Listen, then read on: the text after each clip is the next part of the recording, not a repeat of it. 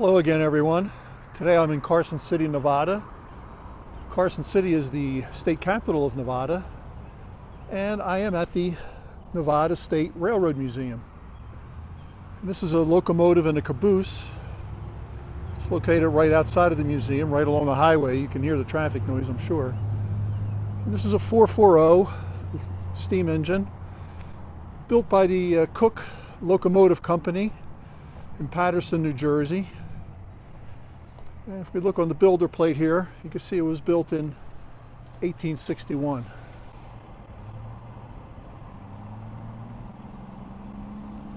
Right behind the locomotive, we have a caboose, the Western Pacific Railroad.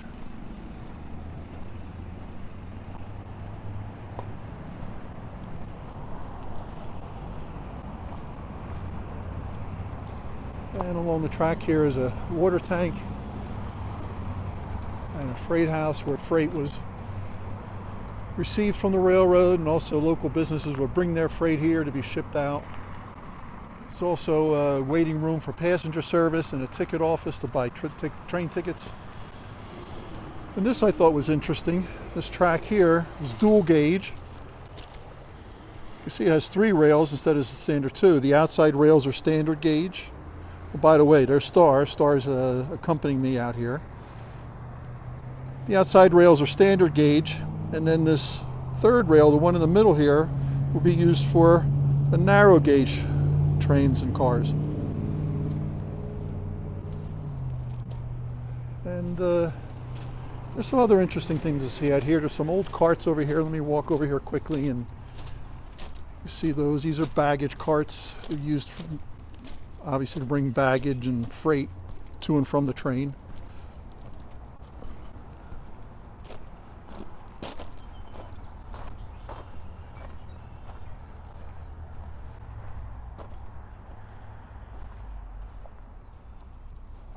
There's another one over here. I'm going to walk around and I'll turn this back on when I get to some other interesting things. This was something interesting I wasn't expecting to see. It's an old cannon. I shouldn't say old. I think this is a reproduction. It looks way too new to be old. And they've got bowling balls instead of cannonballs. So I don't know. I looked around. I don't see any signage of what this is a replica of or when and where this was used. It's something I was not expecting to see here. But this is interesting. This is made by the Sumner Iron Works in Everett, Washington, and it's a steam-driven wood log splitter. You come over here, you can read the sign. And the way this worked is this arm would retract. You put the log here like this is, and then the arm would come back out. This wedge would split the log. It says not used anymore because they're very dangerous. Okay, I believe it. Let's walk around. Let's see what else is over here. Over here, there's some freight cars.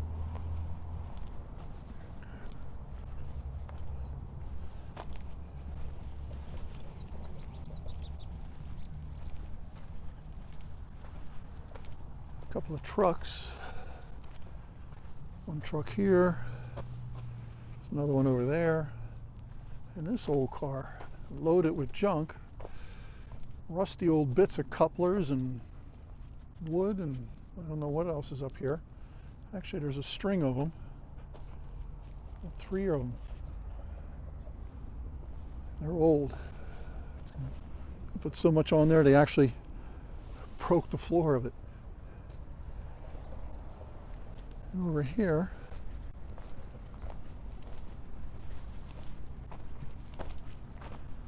said there's another truck here, and then there's an old tank car, probably used to haul crude oil at some point.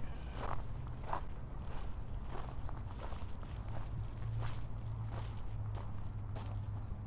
trying to read what it says, for fire use only. Okay, so maybe they had water in there and they would use that to fight forest fires or any other kind of fire along the right of way. and then a crane used to do maintenance and repairs on the right of way on the track, or to maybe put an engine or a car back on its rail if it's been derailed.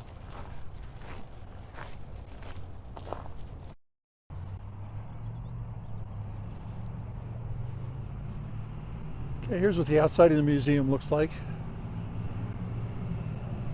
And it's open from 9 to 4:30, Thursdays through Mondays.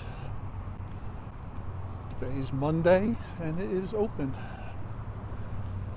I believe the admission is $10, which I think is reasonable. I'm going to head inside and see what's inside. After I'm done touring the museum on the inside, I'm going to come back out here. There's some things I want to show you. There's a turntable and an engine house. We'll take a look at that after I'm done inside.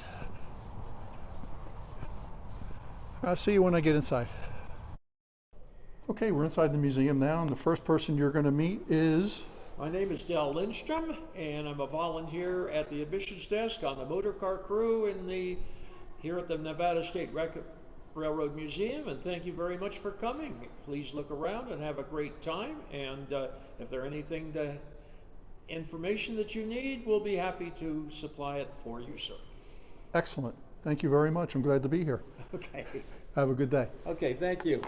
And the first thing your nice lady in there, besides being at the moment in the gift store, is a conductor on our steam train, on our motor car. She's a motorman and a tour guide, and nice.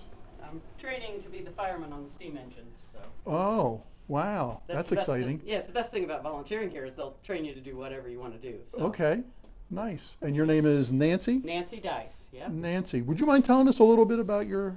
Well, what we try to do here is make sure everybody has a little something to remember us by. So we have some locally made things. We have pins for the collectors. Of course, we have postcards. Jewelry for the ladies. We've got mugs and water bottles. We've got books, lots of books on the history of the area. You got toys? We have toys. We have wooden trains. We have battery powered trains. We have stuffed trains. Stuffed train, okay.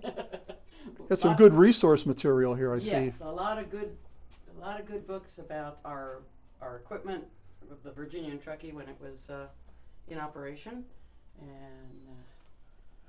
All right. Oh, you even have some real electric trains here, some scale models. Right, those run on batteries. Oh, so really? You don't have to have them wired like the old days. Okay. All right. So you have a little bit of everything for everyone. All ages, that's right. Awesome. Well, Nancy, I appreciate you letting the show look around and telling us a little bit about what you have here. Oh, you're welcome. All right, have a great day and good luck being a fireman. Thanks. It's fun, but nerve-wracking. Is it really? Well, on our the one that we run regularly, it's oil-fueled. So the fireman's in charge of getting the fire going with the fuel in the morning, watching the pressure that we don't go over, making sure there's enough water all the time, but not too much water. And so you're balancing what the needs are as you're driving around, but also just keeping track of everything. Sounds like a very important job. It's a little more frantic than the engineer, to be honest. Really? Yes. Interesting. Okay, well, I'm sure you'll do a great job. Well, thank you. All right, have a good day. Thanks. Okay, the first thing you'll see coming in is a steam engine, this box car. It's kind of hard to see. It's tight quarters here. I'll get a better view of it, I hope, on the other side. And then a passenger car. But the reason I turned the camera on here is this beautiful clock from the Virginia and Truckee Railroad. This must have been in one of the stations at one time.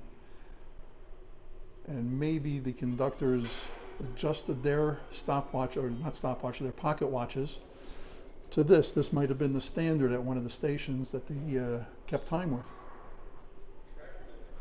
Matter of fact, here's some information telling you about it. You can pause the video and read that.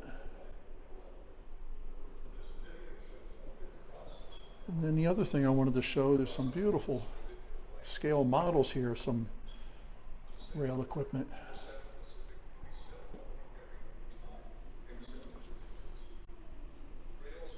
I believe they have one of these cars out in the engine house. I think we'll see that later. If it's not this exact one, it's something very similar. There's some other beautiful models here. I don't know who made these, but they did a great job.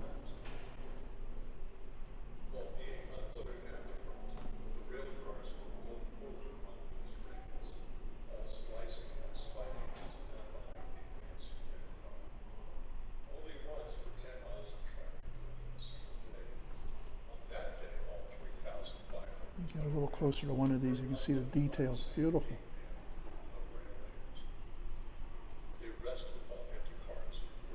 Okay, let's. Here's our conductor. Good morning, sir. How are you today? You're busy. Okay, we'll check back with you later. This is interesting. Go down the track on that. You pull the handle back and forth to move forward.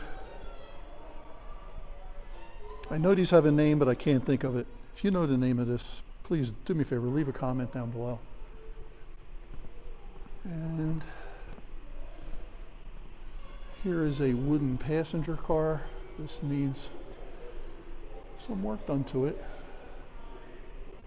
but it's really not in that bad a shape. And here's Whistling Billy.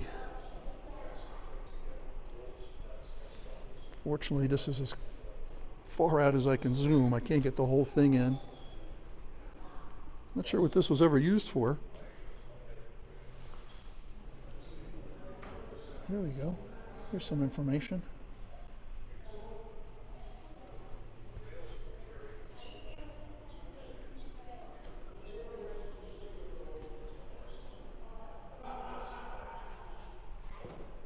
Some more toys for the children to play with. I believe that was a Brio set, or is it Thomas the Tank Engine? And again, as far back as I can go, but this is a wooden passenger car.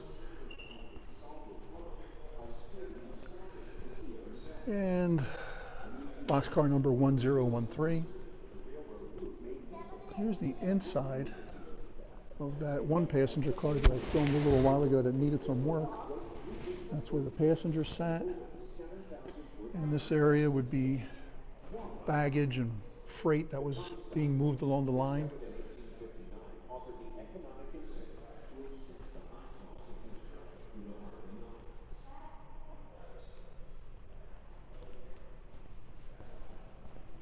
And here's the steam engine, which is a 440, again from the Virginia and Truckee Railroad.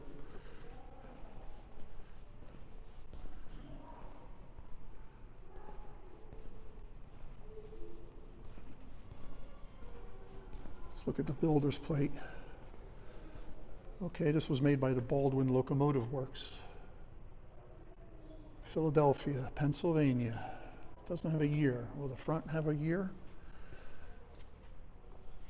No, it doesn't give me a year, but this was engine number 12. Oh, here's some information.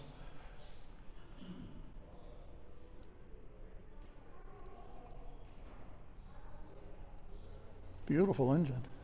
A lot of nice brass, shiny brass on it. Very beautiful. See if I can back up a little bit to get the whole thing in. Nice. And another freight car over here, car number 72. Not sure what railroad this is from, C&C. Let's see.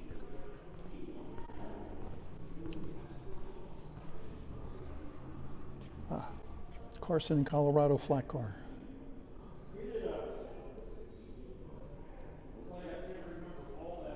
And then the Glenbrook engine over here.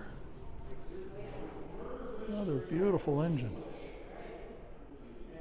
Nice paint job, beautiful brass details. This is from the Carson and Tahoe Lumber and Flume Company. So this whole bunch of lumber around. I don't know if you can read that. There's some glare.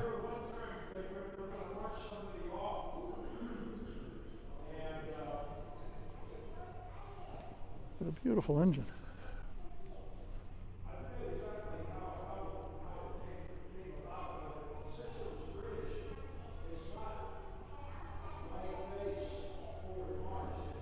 This was also made by the Baldwin Locomotive Works in Philadelphia. This one has a date on it, 1875.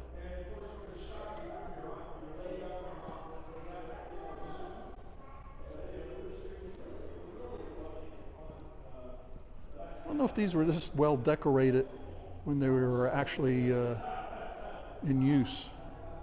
I gotta find out. I'll let you know later if I find something out about that. This is an interesting display here. This explains how a lot of this old rail equipment from the Nevada and Truckee Railroad was saved by the Hollywood movie studios. They needed train equipment for their movies, and so they would buy it from the railroads. And because of that, like I said, a lot of that equipment was saved and wasn't scrapped. And there's a couple of engines. Let me find out which one of these has the information I'm looking for. There was a movie about the Golden Spike ceremony at Promontory Point, and the two locomotives, I'm still looking, I can't see it. Where is it? I'm sorry, I apologize.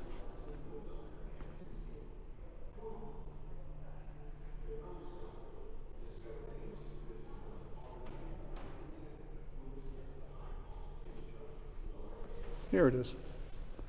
These two engines, the Inyo and the Dayton, were used to represent the two locomotives that were used at the Golden Spike ceremony.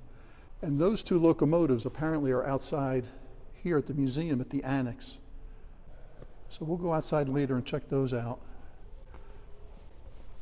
And here's some great little models again of a caboose and a boxcar. There's some information on those. And another thing I found out very interesting about this locomotive here, the Glenbrook, is that it's still operational.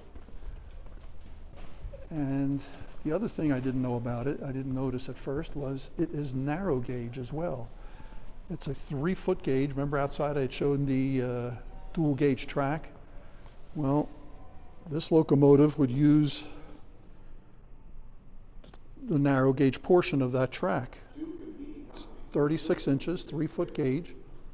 And another thing I found out about was I wasn't sure if they were this clean and shiny when they were in use, and I was told yes they were. The railroads took great pride keeping them clean. They hired it's called engine wipers to keep them clean at the station and at the yards when they were done at the end of the day. So good for them to keep them this clean. I don't know if there's anything else here we want to see. In order to reach its next major market. Mormon settlements at Great All right, we're going to go outside and we'll see what's in the annex next door. I'll see you out there. Back outside, headed towards the turntable. Wanted to point out this switch stand here. This was used to throw the switch so you can change tracks. You can see here, there's 2 tracks. So we'd throw that switch stand to either come to this track or that track. And I believe, if I'm not mistaken, this is called a harp switch because of the shape down here. It's supposed to look like a harp.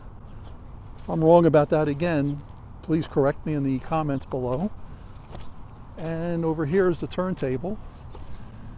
This turntable again is human powered. It's called an Armstrong table because it didn't have a motor or wasn't mechanized in any way. You get 1 or 2 men pushing on this handle here, and that's what would move the turntable. And the turntable is moved to either turn an engine around or to align it with different tracks going into the engine house. And there's the engine house. And inside there's some more equipment. And that's where we're going to go right now.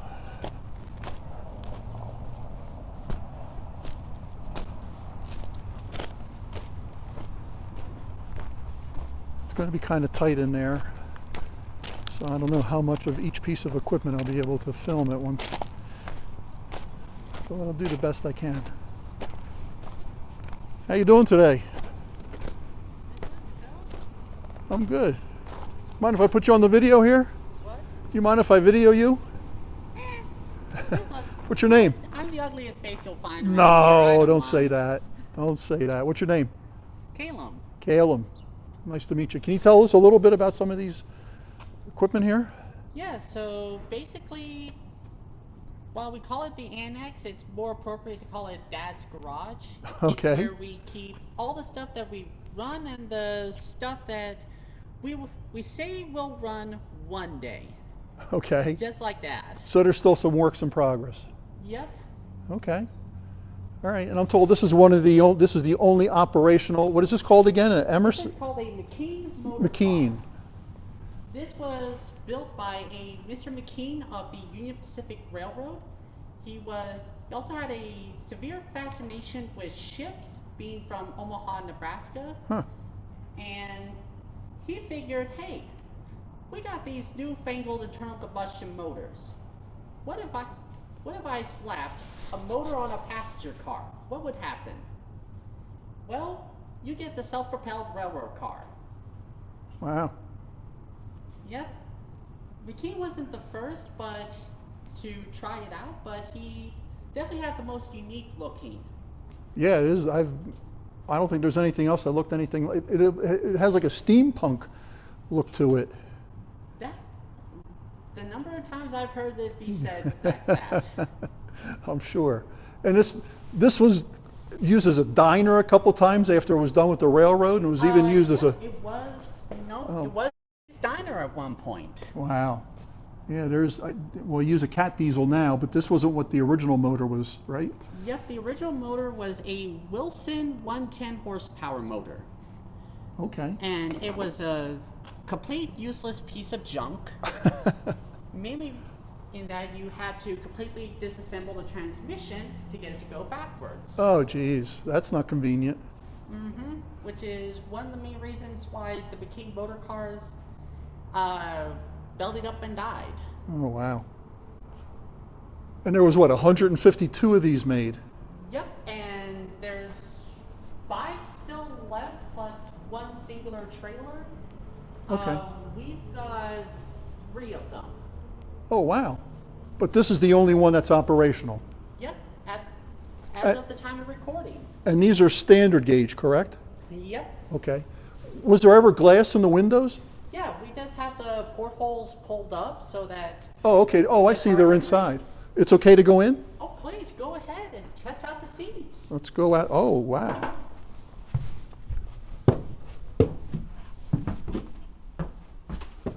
Kind of dark in here, but we can see. Oh, yeah, there's the glass. Interesting. It's almost like looks like a submarine almost, kind of. Yep.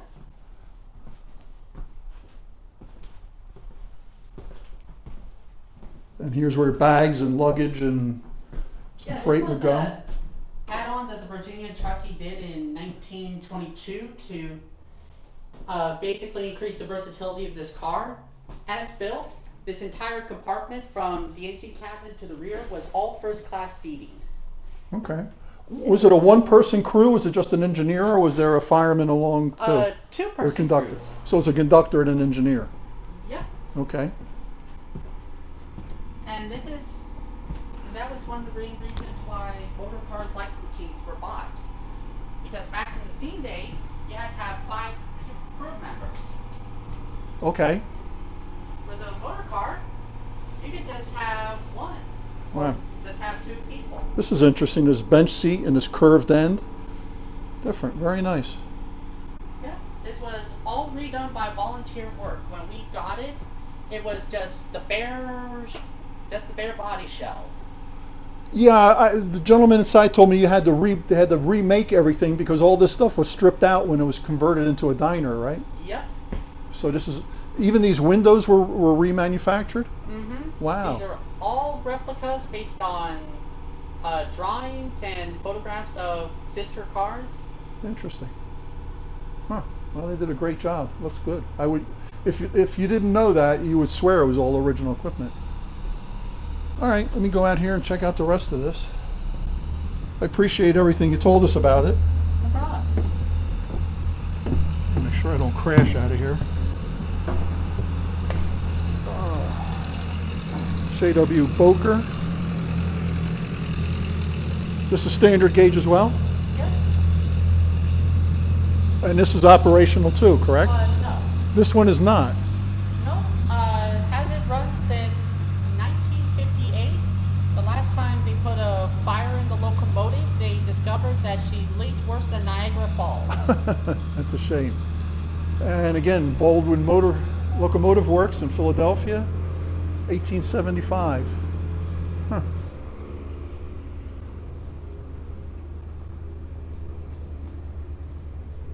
Take a peek at the insides here.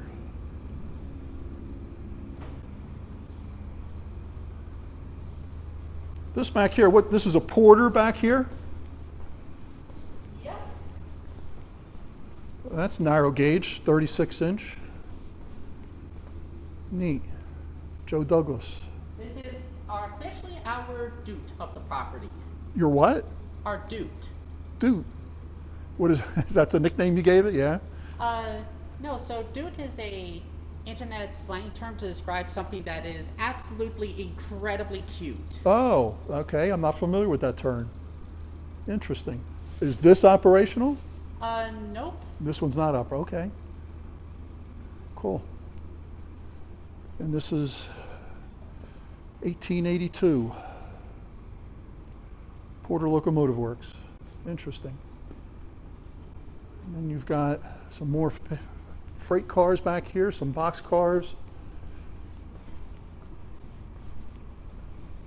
Now, this is what? This was used for Tunnel inspections. tunnel inspections. I would have never guessed that. Yep, yep. Huh. I thought maybe this was used in excursion trains for people to ride in or whatever, but Yep, it could. Back when it was owned by the Virginia Truckee proper, it was used for excursion service when the V&T needed extra cars. huh. But mainly what it was used for was to be pulled behind a locomotive and go through one of the railroad's 7 tunnels with men with flashlights and lanterns, just making sure that none of the timbers crack, there's no sign of uh-oh's about to occur. Interesting. And you got some shop equipment here, some tools, drill press and a lathe. And then are these being reworked, these cars back here? Refurbished? Someday, trademark. I'm sorry, what's that? Someday. Someday, okay. Yep, it's all dependent on funding and volunteer Volunteers. Nice. All right, let me walk over on the other side, see what's over there. Okay, what is this car now that we're going to look at? So this is Virginia Truckee Coach Caboose number 1, also known as Coach Caboose number 8, aka the Julia Bulette. This was built back in 1869, meaning that it is one of the oldest surviving cars from the Virginia and Truckee Railroad, and also the first car ever built in the state of Nevada. Wow. Yep, this was built as a coach caboose, which is how we have her restored. Basically, this was used at the ends of freight trains so that the V&T didn't have to crowd up its railroad with additional passenger services while providing incredibly cheap options to get from point A to point B. So you said this was third-class passenger service, Yes. and this end of the car was used by the conductor. I mean, by the the conductor or the. Yep, and also storage of less than carload freight and express parcels. Okay, I guess there'd be a desk here maybe where the conductor would work and do his paperwork. The conductor's desk. It's dark in here. I don't know if we can see. I even have a potbelly stove here. Yep. I don't know if we can see. It's kind of dark in here, but that's okay. Where was the conductor's desk at? In this corner? The conductor's desk would have been further up on the car. Oh, okay. All right. Okay, there we go. We got some light there. Thank you very much for that. You're welcome. Cool. So it's nice and toasty in here. Oh yeah. Nevada's winters back in the day were extremely brutal. It was not unheard of to get 6 foot of snow up in Virginia City on a fairly regular basis. Wow. temperatures after wind chill factors could reach 10 degrees or lower. Ouch. Well, Yep. I tell you, this for third class, this still pretty nice. I wouldn't have mind riding here. Oh no. The Virginia trucking was incredibly rich. Hmm. All right. Thanks again. Appreciate You're all the welcome. information and the light. Wow, that was a lot of great information. I'm glad he was there and explained quite a bit to us.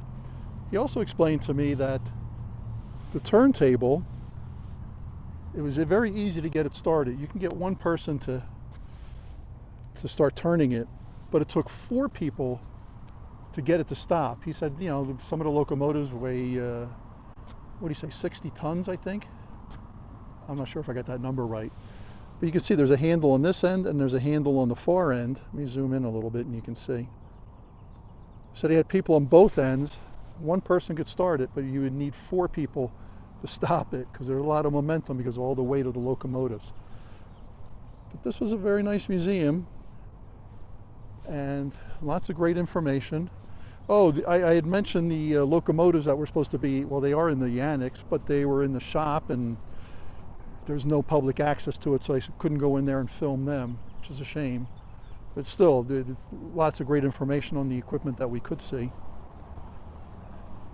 And that's going to wrap it up from here at the Nevada Railroad Museum in Carson City, Nevada.